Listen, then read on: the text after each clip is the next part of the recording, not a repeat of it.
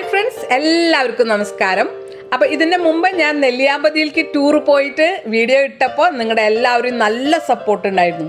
അപ്പോൾ അത് നമ്മൾ അത്താണിയിൽ നിന്ന് വ്യാപാരി വ്യവസായ ഏകോപന സമിതിയിൽ നിന്ന് പോയ ഒരു വീഡിയോ ആയിരുന്നു. എല്ലാവരും നല്ലോണം എൻ്റെ കൂടെ എൻജോയ് ചെയ്തു. സ്പെഷ്യലി ഞാനൊരു ഷോർട്ട് വീഡിയോ അവിടെ വീണിട്ട് ഒരു വീഡിയോ ഉണ്ടാക്കിയതായിരുന്നു. അതിനൊക്കെ നല്ല അടിപൊളി സപ്പോർട്ടായിരുന്നു. അപ്പോൾ അതേമാതിരി തന്നെ നമ്മൾ വടക്കാഞ്ചേരി നിയോജക മണ്ഡലത്തിൽ നിന്ന് വനിതാ വിങ് മാത്രമായിട്ട് 37 ലേഡീസ് മാത്രം കോഴിക്കോട് വരയ്ക്കാണ് നമ്മൾ ഒരു ടൂർ പോയത്. അപ്പോൾ ഞാൻ കോഴിക്കോട് നിന്ന് നമ്മൾ പല സ്ഥലത്തും, ഇപ്പോൾ ഞങ്ങൾ വയനാട്, നമ്മുടെ മരുമകളുടെ വീട് ധന്യയുടെ വീട് വയനാടാണ്. കോഴിക്കോട് കൂടെ ടച്ച് ചെയ്തിട്ടൊക്കെ പോയിട്ടുണ്ട്. പക്ഷെ കോഴിക്കോടിന് മാത്രമായിട്ടൊന്നും കറങ്ങാൻ പോയിട്ടില്ല.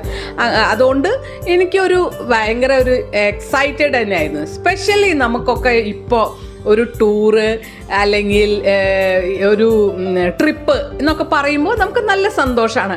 കാരണം വെച്ചാൽ നമ്മുടെ എല്ലാ തിരക്കുകളൊക്കെ ഒഴിഞ്ഞിട്ട്, സ്പെഷ്യലി നമ്മൾ വ്യാപാര വനിതകളാണ്. അപ്പം അറിയാലോ, ഒരു സൺഡേ മാത്രമേ ലീവ് കിട്ടുള്ളൂ. ബാക്കിയുള്ള സമയത്ത് മുഴുവൻ ഷോപ്പിൽ ഭയങ്കര തിരക്ക്, അതേമാതിരി വീട്ടിലും മക്കളും ഹസ്ബൻഡും ഫാമിലിയിൽ തിരക്ക്. അപ്പോൾ അതിൽ നിന്ന് ഒരു ദിവസം നമുക്കൊരു സ്വന്തമായിട്ട് നമുക്ക് വേണ്ടിയിട്ട് ഒരു എൻജോയ്മെൻറ്റ് ചെയ്യാൻ കിട്ടണത് അത് ഭയങ്കര സന്തോഷമായിരുന്നു. അപ്പോൾ ആക്ച്വലി നമ്മൾ ഒരുപാട് വർഷമായി വ്യാപാരി വ്യവസായ ഏകോപന സമിതിയിലൊക്കെ മെമ്പറായിട്ട്, പക്ഷേ ഇതൊക്കെ ഒരു പുതിയ അനുഭവമായിരുന്നു. അപ്പോൾ ഒന്നും നമ്മൾ മിസ് ചെയ്യണ്ട എന്ന് വിചാരിച്ചിട്ടാണ്. ശരി, ബുധനാഴ്ചയെങ്കിൽ ബുധനാഴ്ച ഒരു ദിവസം ഷോപ്പ് അടച്ചാലും വേണ്ടിയില്ല, നമുക്ക് എൻജോയ് ചെയ്യാൻ പറ്റുമല്ലോ. അത് ഞങ്ങളുടെ ഒരു ഷോപ്പൊന്നും നമുക്ക് എൻജോയ്മെൻറ്റ് ഹാപ്പിനെസ് നമുക്ക് കിട്ടില്ല. അപ്പോൾ അതുകൊണ്ട് എല്ലാവരും 37 ലേഡീസ്, വെറും 2 ഡ്രൈവറും കണ്ടക്ടറും മാത്രമായിരുന്നു അതിൽ മെന്നായിട്ട് ഉണ്ടായിരുന്നത്. ബാക്കി എല്ലാം 37 പേരും ലേഡീസ് ആയിരുന്നു. അപ്പം നമ്മൾ പോയ ബസ് ഇതാണ്. ഈ ബസ്സിലത്തെ ഡ്രൈവർ ആയാലും ശരി, കണ്ടക്ടർ ആയാലും ശരി, അല്ലെങ്കിൽ കിളി എന്ന് പറയാം. അപ്പോൾ നല്ല അടിപൊളി കുട്ടികളായിരുന്നു. അപ്പോൾ അവർ പറഞ്ഞു, ഇനിയും നിങ്ങൾക്ക് എവിടേക്കെങ്കിലുമൊക്കെ പോകണമെങ്കിൽ ഞങ്ങളുടെ വണ്ടി വിളിക്കാൻ പറഞ്ഞു. നല്ല കുട്ടികളായിരുന്നു. നമുക്ക് എന്തൊക്കെയാണ് നിങ്ങൾക്ക് കാണണ്ടേ, എവിടെയൊക്കെയാണ് പോകണ്ടേ, ഇതൊക്കെ ചോദിക്കലും പിന്നെ മുമ്പേ പറയുകയാണെന്ന് വെച്ചാൽ അവർ തന്നെ ഒരു ലിസ്റ്റ് തരും എന്ന് പറഞ്ഞു. അത് നമുക്ക് അറിയുന്നുണ്ടായിരുന്നില്ല. പക്ഷേ എന്നാലും നമ്മുടെ ട്രിപ്പ് ഒരു മോശമായില്ല, ശരിക്കും എൻജോയ് ചെയ്തു. അപ്പോൾ നമ്മുടെ അത്താണിയിൽ നിന്ന് ഞങ്ങൾ 7 പേരായിരുന്നു.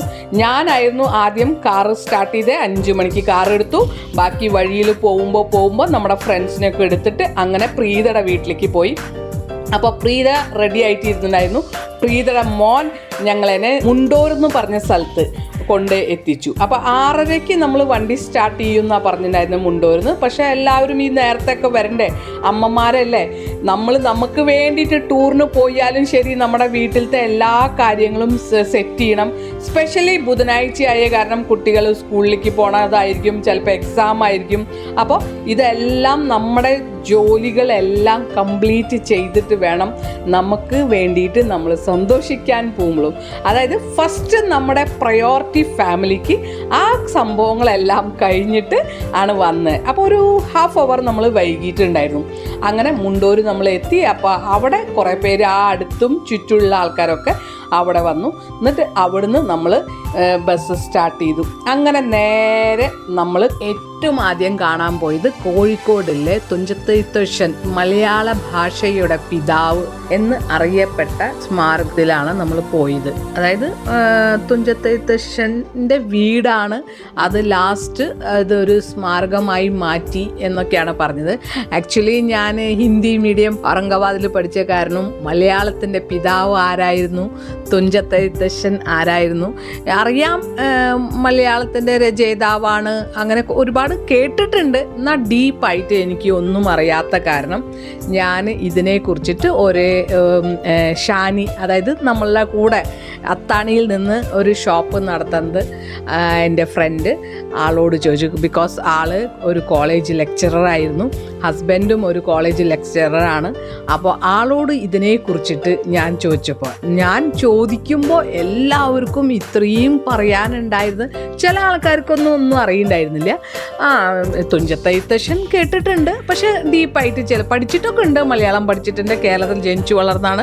എന്നാലും ഡീപ്പായിട്ട് ഒരാൾക്ക് പറയാൻ ചില ആൾക്കാർക്ക് അറിയാം, ചില ആൾക്കാർക്ക് അറിയില്ല. അത് സ്വാഭാവികമാണ്.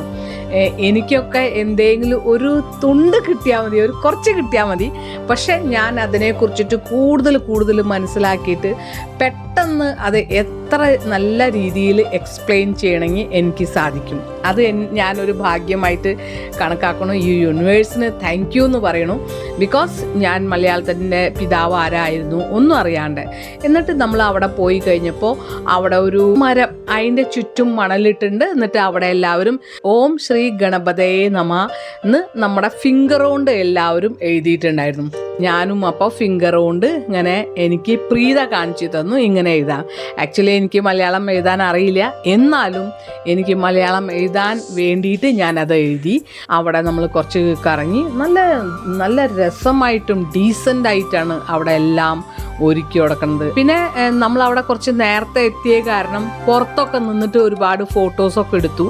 എന്നിട്ട് ഞങ്ങൾ അവിടുന്ന് പോന്നു കഴിഞ്ഞിട്ട് പിന്നെ വന്നത് നമ്മൾ ഒരു സയൻസ് ഒരു ക്ലബ്ബ്. തൃശ്ശൂരിൻ്റെതായ കുറച്ച് കാര്യങ്ങളുണ്ട്. അതേമാതിരി കോഴിക്കോട് വിദ്യകളിലെ കോളേജ്, യൂണിവേഴ്സിറ്റി, അങ്ങനെ കോഴിക്കോട് അനവധി കാര്യങ്ങൾ കോഴിക്കോടിനെ കുറിച്ചിട്ട് പറയാൻ ഈ ചുരുങ്ങിയ ഒരു സമയം കൊണ്ട് ഞാൻ നിങ്ങൾക്ക് പറഞ്ഞു തരാൻ പറ്റില്ല. ബിക്കോസ് മേ ബി നിങ്ങൾക്ക് എല്ലാവർക്കും ഇത് അറിയുണ്ടാവും. പക്ഷേ എനിക്ക് കോഴിക്കോടിനെ കുറിച്ചിട്ട് കൂടുതൽ അറിയാത്ത കാരണം എനിക്ക് കിട്ടിയ അറിവുകളൊക്കെ ഭയങ്കര വാല്യുബിൾ ഒരു അറിവായിട്ടാണ് ഞാൻ കണക്കൂട്ടുന്നത്. യൂണിവേഴ്സിറ്റി ഉണ്ട്, പിന്നെ കുറേ മഹത് വ്യക്തികൾ കോഴിക്കോട് ഉണ്ട് എന്ന് പറഞ്ഞു. അപ്പോൾ നമ്മൾ ഒരു സയൻസ് നവഗ്രഹത്തിൻ്റെ ഒരു ഫിലിം, പിന്നെ നവഗ്രഹമൊക്കെ കാണിച്ചിട്ട് ഒരു സ്റ്റുഡിയോയിലേക്ക് പോയി. സ്റ്റുഡിയോ അല്ല, ഒരു തിയേറ്ററിലേക്ക് പോയി. അപ്പോൾ ഒരുപാട് കുട്ടികൾ അവിടെ വന്നിട്ടുണ്ടായിരുന്നു. അപ്പോൾ ഓരോ ഗ്രഹങ്ങളെ കുറിച്ചിട്ട് നമുക്ക് ഉണ്ടായി. അത് കഴിഞ്ഞിട്ട് പിന്നെ ഒരു 3D ഫിലിം കാണിച്ച് കണ്ണാടയൊക്കെ വെച്ചിട്ട് നമ്മൾ 3D, ഞാൻ വീഡിയോ പിടിച്ചു, പക്ഷേ എൻ്റെ വീഡിയോയിൽ ആ 3D പിക്ചേഴ്സ് ഒന്നും വന്നിട്ടില്ല. അതും നമ്മൾ കണ്ടു, അതും സൂപ്പറായിട്ടുണ്ട്. പിന്നെ അവിടെ കുറേ ലൈബ്രറി ഉണ്ടായിരുന്നു. അവിടെ ഒരുപാട് കാര്യങ്ങൾ കുട്ടികളെ കൊണ്ടുപോയിട്ട് നമ്മൾ കുറേ കാര്യങ്ങൾ പറഞ്ഞു കൊടുക്കേണ്ടത് ഉണ്ടായിരുന്നു. അതൊക്കെ കഴിഞ്ഞിട്ട് നമ്മൾ ഭക്ഷണം കയ്യിൽ വെച്ചിട്ടുണ്ടായിരുന്നു ഇവിടുന്ന്.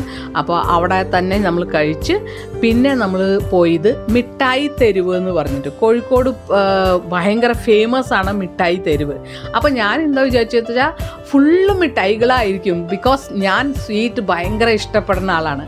അപ്പോൾ ആക്ച്വലി അവിടെ മിഠായി തെരുവെന്ന് പേരിട്ടാലും അവിടെ ഒരുപാട് സാധനം, ഇപ്പം നമ്മൾ ബാംഗ്ലൂർ പോയി കഴിഞ്ഞാൽ ചിക്പേട്ടിൽ, പിന്നെ അതേപോലെ മുംബൈയിൽ, ഗുജറാത്തിൽ ഒക്കെ പോണ മാതിരി ആണ്. കുറേ തുണികൾ അച്ഛനും അമ്മയും അല്ലാത്ത എല്ലാതും കിട്ടും എന്നൊക്കെ പറയില്ലേ, അങ്ങനെ. പിന്നെ പലതരത്തിൽ ഹലുവകൾ ഉണ്ടായിരുന്നു. അവരെല്ലാം നമുക്ക് ടെസ്റ്റിന് തരും.